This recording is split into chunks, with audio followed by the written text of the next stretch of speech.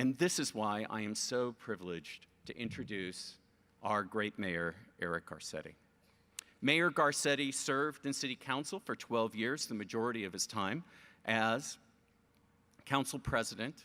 And in council, Mayor Garcetti led the charge on transforming LA's building codes so that now LA has the most green buildings in the nation. As mayor, he led the charge on building new transit and protecting pedestrians and bicyclists with his great Vision Zero campaign. A superb, comprehensive sustainability plan for the city is created under his lead, and there will be the first ever City of LA resilience plan, and there's just so much more. And beyond LA's borders, Mayor Garcetti founded the Mayor's National Climate Action Agenda, which now has 335 member cities. And there's just so much more to tell, but I don't want to steal his thunder, so let us bring up our great climate champion in Los Angeles, our mayor, Eric Garcetti.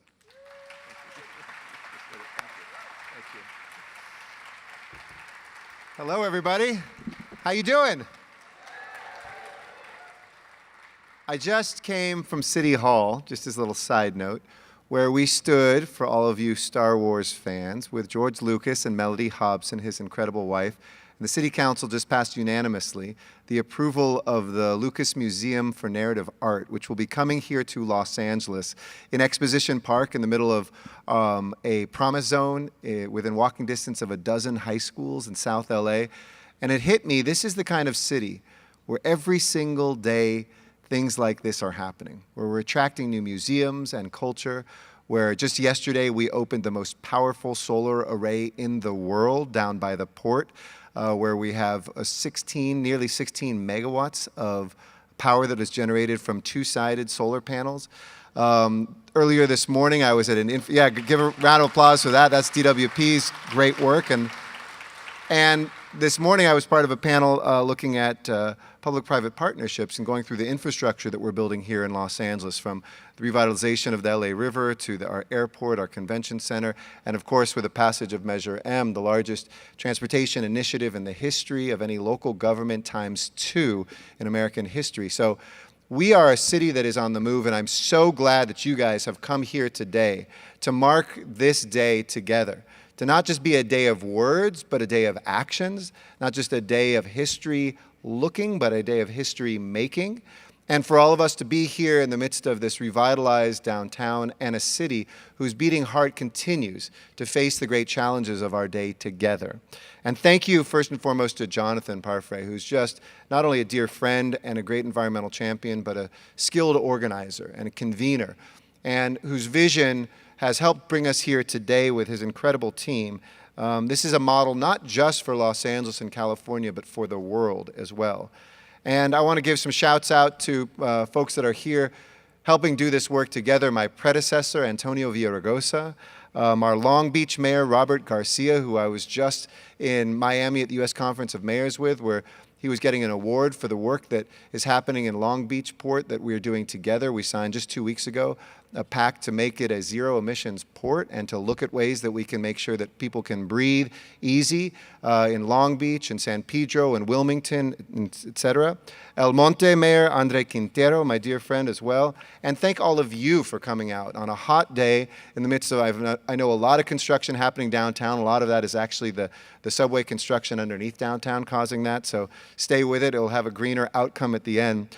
But I know that you are here to demonstrate to your friends, your coworkers, your neighbors, and yes, your elected officials, that you have the resolve to get this job done, that there is no more urgent threat in the world than what we face with climate change.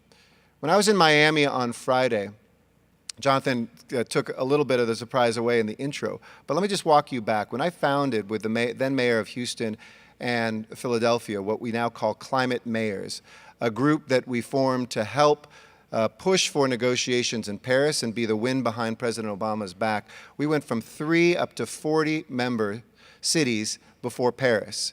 After the November elections this past year, that number skyrocketed up to 70.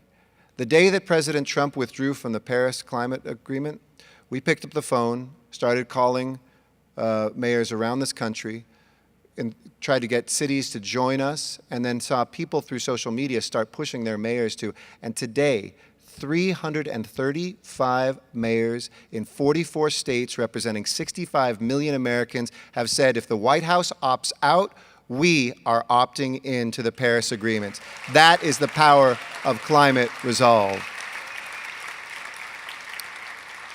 This is science. This is truth. At a moment when people ask, is there such thing as truth? Yes, there is, and climate change is real, and our work to combat it is just as real as well. And Los Angeles is leading. You should be very proud to be here. When we said that we will not only bring other cities together to make sure that we're abiding by Paris, a lot of cities that are signing on said, great, now how do we do that? And what we've done is we've turned them to our plan. It's P with a lowercase p, capital L-A, lowercase n, our sustainability plan for Los Angeles, which I think is the biggest and boldest plan ever put forward by any municipality in this nation, where we saw the ways that we needed to look at environmentalism no more as an issue area, one of many, but as a value that permeates everything we do. How have we done that at City Hall? Well, I judge or review our general managers every single year, 37 of them. It's in the city charter, but hadn't been done before. We have the police chief and the fire chief and the head of the airport and the head of the port come in. It's a long process, but one that was my moment to make sure that they're sharing the vision that people have asked me to promote here in LA. And I said to them when we did an executive directive on the plan, each one of you, not just the person who runs water and power, not just the person at the Bureau of Sanitation, each of you will be judged on what sustainability you are incorporating into the work that you do. And I love it. In one of my cabinet meetings for the first time, we had the report from the police chief, and he said, you know, crime this week, here's the statistics of where we're at. And by the way, we have now moved to double-sided printing and a lot of PDFs, and we've saved and quantified 20 trees this month, and by the end of the year, we think it'll be a small forest. That was the police chief reporting to his mayor about sustainability, and it hit me now we have incorporated this not as an issue area, but a value, and that is where our work needs to be. Where we work, where we live, where we worship, where we study. I remember Eleanor Roosevelt once said when she was helping write the Universal Declaration of Human Rights, she said, after all, where do human rights begin? Not in faraway lands and distant shores, but in places so small, they're not found on any human map. Those places where we live, those places where we work, those places where we worship and study, and it's the same thing with environmentalism. We are doing this not only because it's good for the earth and the health of us as individuals, but it's good for the health of our economy. I was so disappointed when the president withdrew from Paris, and I pointed out, as I have many times in the media, China understands there's not only good health in this, there's good jobs in this. When we see here in California 10 times more green energy jobs generated in the last decade alone than there are coal jobs total in the country, don't you think it's time for everybody to get on board to the economic future of this world and to compete and to win? A country that doesn't do that shoots itself in the foot and assigns itself to a poorer future economically as well. The plan that we put forward lays out a vision not only to protect the environment, but two other values: to grow our economy and to promote equity for every Angeleno. And we didn't want our plan to be one that is the usual, write the plan, put it on a shelf. We actually put bold goals forward that you could judge me on every step of the way. For 2017, it was 2 years ago we put the plan out, 2025 and 2035. And I'm proud to report that just halfway through this year, we're already 2/3 of the way of exceeding the 2017 goals and on track to complete 90% of them this year. You should read it and hold me accountable to making sure that they get done. For instance, the state renewable energy mandate is 50% by 2030. The DWP has committed to surpassing that goal and is shooting for 55% by 2030 and 65% by 2036.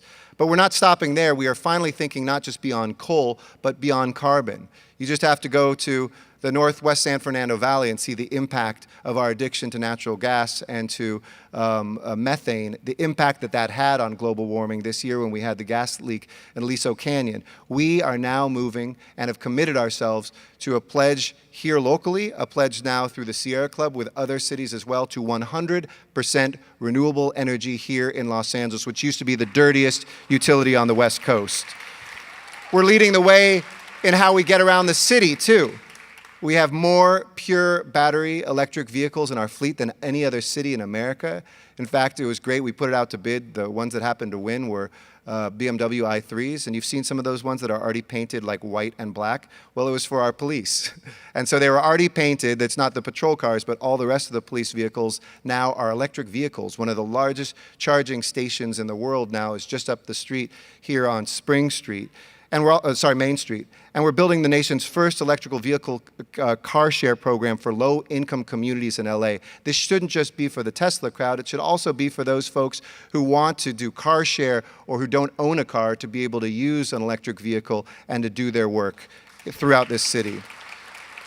And in fact, if there are any EV drivers that are here today, we've met our goal and surpassed electric chargers. There's about 10 charging stations within a 5-block radius of where we are here today and throughout Los Angeles. And we expect, by the way, the work that we are doing to cut about equivalent of 1,000 cars emissions off the roads just with the electric vehicles we have purchased in the past year. The solar array yesterday was the equivalent of 6,000 cars being taken off the street. And then, of course, there's Measure M, which, thank you to all of you, voters overwhelmingly passed, as I mentioned, the largest initiative ×2 in the nation's history. 15 rapid transit lines that will be built in our city, fixing our local streets, making them green streets, bike lanes like a completely contiguous LA River bike path from the beginning of the headworks all the way down to Long Beach, improving pedestrian connections, making sure we build affordable housing right next to stations so that people can afford to live near the new lines and stations that open up. This is also going to provide 500,000 jobs, and I hope that it will help us electrify completely our bus fleet in LA as well, because it is time for us to go not just from diesel to natural gas, but from natural gas to electric buses as well. And as I mentioned, I joined with Mayor Garcia, where we took a pledge together for the next phase of our Clean Air Action Plan down at our ports. And we want to inspire mayors up and down the West Coast to become part of a consortium, to build the materials, the equipment, the ports to be able to plug in ships instead of burning that dirty bunker fuel that causes higher asthma and cancer rates, not just right by the port, but all the way into the Inland Empire, to look at zero-emission heavy-duty trucks and cargo handling equipment. And since we've launched the Sustainable City Plan over two years ago, we have created 20,000 green jobs just here in LA. We want to talk about coal country. As I mentioned, there's about 50,000 coal jobs left in America. In 2 years, we've created 20,000 green jobs here in Los Angeles. This is the future. We want to bring it to coal country. We want to bring it to rural areas. We want to bring it to both coasts. We want to bring it to the world, and LA is leading the way. And we're not slowing down. Our clean tech incubator, just down the street from here in the Arts District, is the #1 clean tech incubator. Where? Not just in LA, not just California, not just the country, but in the world. Spinning off new companies that are cleaning up the earth while creating great jobs right here. And we're setting records every single day. When we turned on that solar array yesterday, we became the #1 solar city in America. More solar installed here in our basin than any other city in the United States. So are you ready to act? Are you ready to lead? Are you ready to make sure that everywhere that you live and that you work, that you're not just that kind of peripheral green guy or gal, but that this becomes part of the culture of your communities? Yeah, that was a long question. So are you ready? Well, then, if you are, go to our website, plan.lamayor.org, or if you speak Spanish, planlamayor.org. And all of you can go there, and so far dozens of companies, nonprofits, and universities have gone to make commitments. So now it's your chance to take neighborhood action, and we want a competition around LA. We want Porter Ranch to be competing with Boyle Heights. We want Pacoima to be going at San Pedro. We want you to say, who can do more to get carbon out of our communities, to bring more green energy and better drought-tolerant plants, fewer resources being consumed. We want you to have the greenest neighborhoods, the greenest workplaces that you can, and still lead on climate change. If not us, who? If not now, when? This is our moment. So get off the couch, stop yelling at your cable television, stop following the Facebook feed, and go out there and save the world. Thank you all so much. Appreciate it.